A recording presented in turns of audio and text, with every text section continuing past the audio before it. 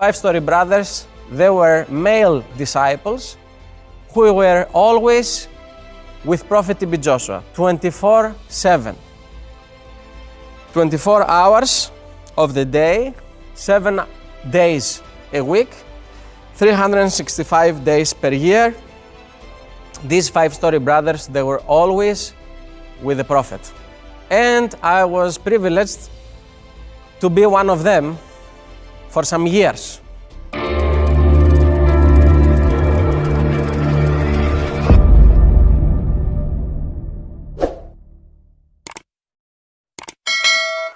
Among all the disciples of Prophet TB Joshua, the wise men, the prophets and prophetesses, now Wiseman Harry comes out with a very different approach on how to argue his points and his position and stance against the BBC documentary that tarnishes the name of senior prophet TB Joshua. And he explains it in a different episode, in a different way, in a different form, in form of a forum. And he expected people that had different reactions after the BBC. So he asked questions and answers were brought forward from him, and he gives detailed defense and detailed pictures of how they used to relate with the prophet and the environment the prophet used to handle his activities and events every day.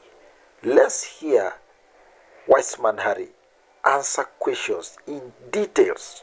What happened? So my experience as a disciple in SCOAN in Lagos, Nigeria, under the mentorship of Prophet TB Joshua, was for the range of 10 years. And of course, I had the opportunity to meet a lot of disciples from different countries, from all around the world. I had the opportunity to witness the raw power of God, the miracles that took place, the signs and wonders, the healings, the deliverances from demonic spirits, the prophecies, both in a personal level, from the prophet to a person, and also the prophecies to the international level, which we all know how the prophet, when he was alive, he was prophesying about nations and about the whole world, about future events that eventually all of them happened and confirmed those world-class prophecies. So we're here today to answer a few questions that many of you might have, and also to share little out of my experience, because it is not possible in 30 minutes, in 1 hour time, to explain my experiences of 10 years, right? So, here I am, ready to answer your questions. So, who wants to ask a question? So, my question is that in the BBC documentary, it was mentioned that there was a specific room on the upper floor that was connected with 4 staircases, that the prophet was living alone, and he was calling female disciples to go alone in that room. Mm-hmm. Was that room exactly as it was described? And was the prophet indeed calling female disciples to go alone? Mm-hmm. Okay, thank you very much for your question. So, Prophet TB Joshua, as we all know, was a man of prayer.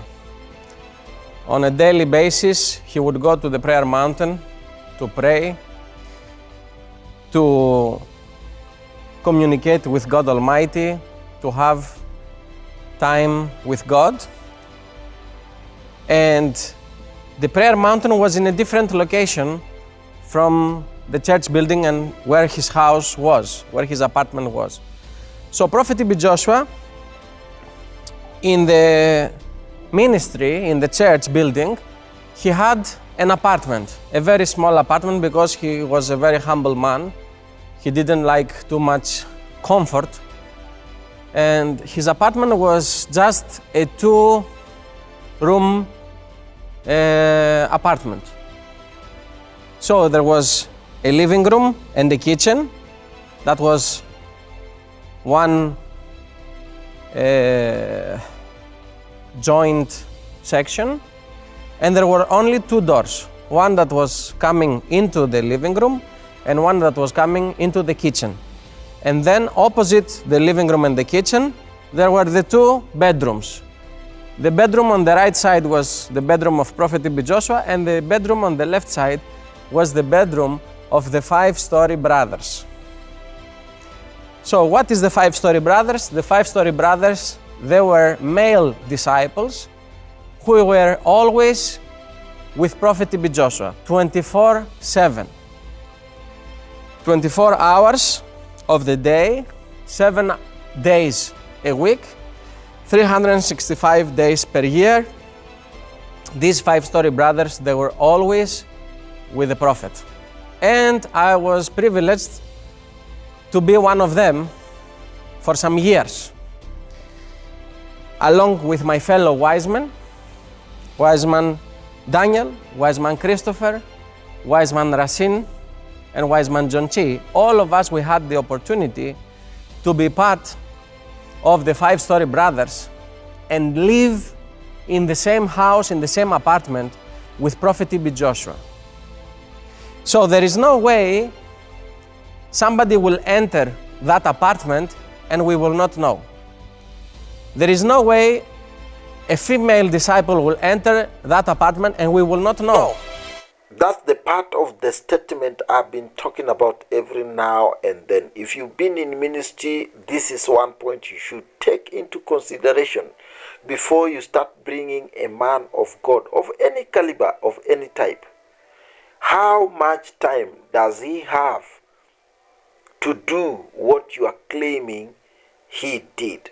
Whatever he did, how much time?